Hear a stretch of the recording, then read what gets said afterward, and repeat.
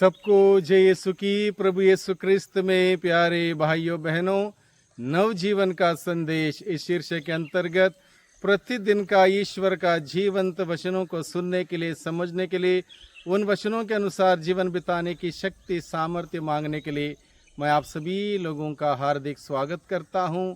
और आज जून की 3 तारीख है, सोमवार है, और आज के दिन का मुख्य विषय है ईश्वर की उदारता, दयालुता और मनुष्य की दुष्टता।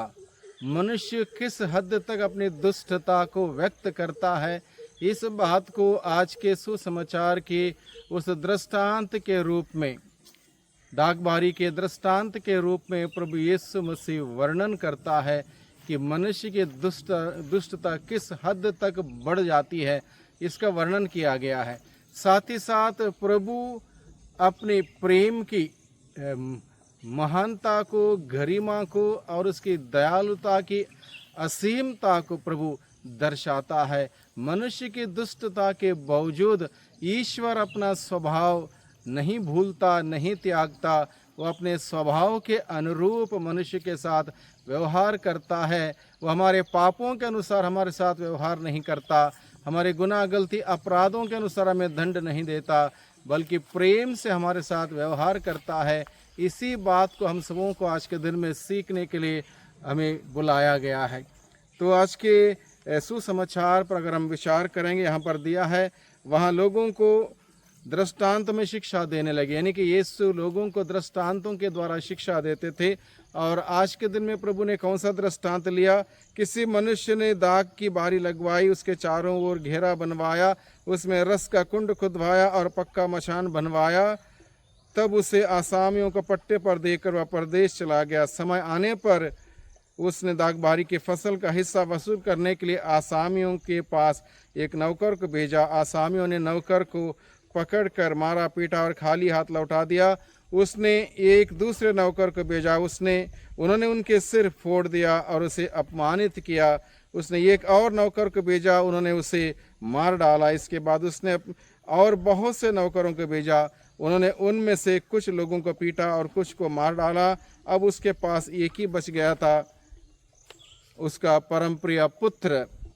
अंत में उसने यह सोचकर उनके पास भेजा कि वे मेरे पुत्र का आदर करेंगे। किंतु उन आसामियों ने आपस में कहा, यह तो उत्तराधिकारी है, चलो हम इसे मार डालें और इसकी विरासत हमारी हो जाएगी। उन्होंने इसे पकड़कर मार डाला और दाखबारी के बाहर फेंक दिया। इस प्रकार का ये वर्णन, दृष्टांत का वर्णन प्रभु ने किया। इस वर्णन में हम देखते हैं मनुष्य की दुष्टता चरम सीमा पर है, इतनी बढ़ गई है। मनुष्य इंसान की परवाह नहीं करता, इंसान का आदर सम्मान नहीं करता, बड़े अधिकारियों के प्रति कोई किसी प्रकार का श्रद्धा भरे भय उसके अंदर नहीं है। यहाँ तक आज के परिवेश में देखा जाए, मनुष्य ईश्वर से डरता नहीं है, एक दूसरे से डरता नहीं है, किसी प्रकार के नियम कानून से डरता नहीं है। लगातार मनुष्य मनमाना आचरण करता आ रहा है। इसलिए आज के इस परिवेश में हम सबों के लिए इस प्रसंग को लेकर मनन चिंतन करना उचित होगा। जो उचित है उसको करने का निर्णय लेना और उचित होगा। जो उचित है उसको उचित तरीके से करने से हमारे जीवन में सुधार आएगा, परिवर्तन आएगा, नयापन आएगा। उस ईश्वर के महान प्रेम को हम लोग जान पाएंगे, अनुभव कर पाएंगे। मुख्य रूप से हमें कुछ बातों को आज के दिन में याद रखना होगा। लोभ और स्वार्थ मनुष्य को कभी खुशी नहीं रहने देता। लोभ और स्वार्थ मनुष्य को कभी सुखी होने नहीं देता, सुखी रहने नहीं देता। इसलिए मनुष्य को इस बात को जानना होगा, लोभ और स्वार्थ दोनों कितने खतरनाक चीज़ें हमारे जीवन में अगर आ जाएं, हमें किस प्रकार के वो बर्बाद कर सकते, इस बात को जानना समझना बहुत ही ज़रूरी है। लेकिन मनुष्य नहीं जानता, इंसान इस बात से अनजान है। इंसान सोचता नहीं, लोभ और अहंकार और स्वार्थ उसको बर्बाद कर रहा है, इस बात को मनुष्य नहीं समझ रहा। आज के दिन में आज इंसान अपने स्वार्थ के लिए क्या कुछ नहीं करता, जो हम लोग हमारे दिन प्रतिदिन के दिन जीवन में हम लोग देखते हैं। चारों ओर हमारे मोहल्ले में, हमारे गांव में, हमारे समाज में, हमारे देश में अंधकार का ही बोलबाला है। असत्य को सामने लाया जा रहा है और असत्य को सत्य के रूप में प्रस्तुत किया जा रहा है, न्याय को दबा के अन्याय को चलाया जा रहा है।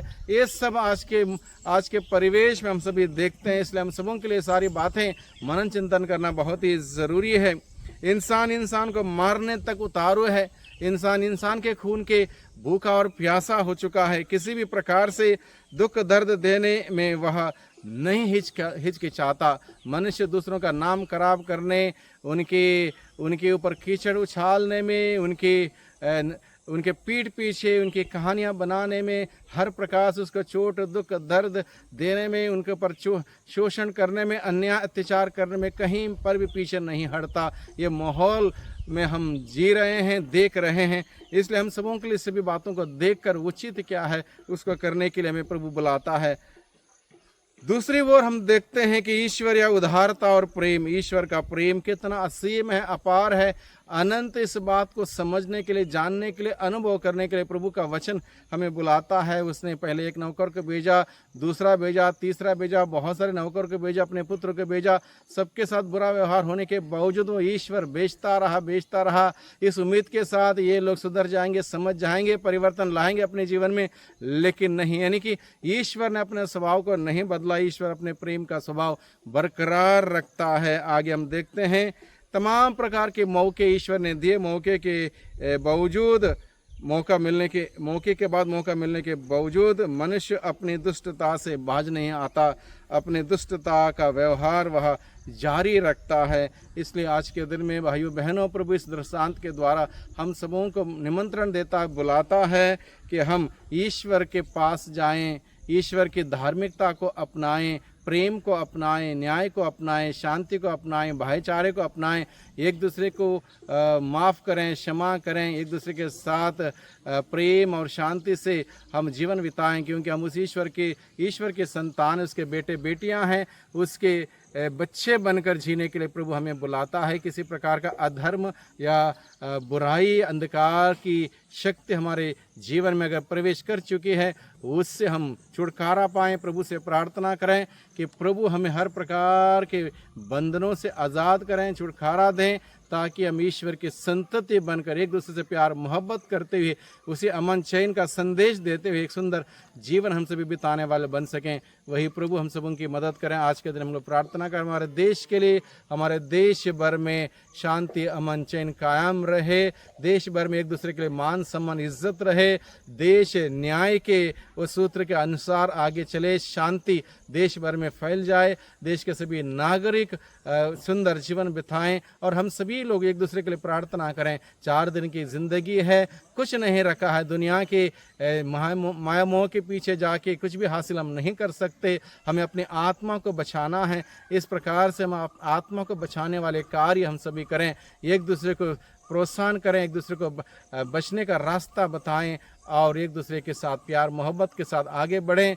प्रभु के नाम की महिमा करें और प्रभु हम सबों का आशीष और बरकत देगा। वही प्रभु हम सबों को निरंतर अपने अनुग्रह में बनाए रखें। आमीन।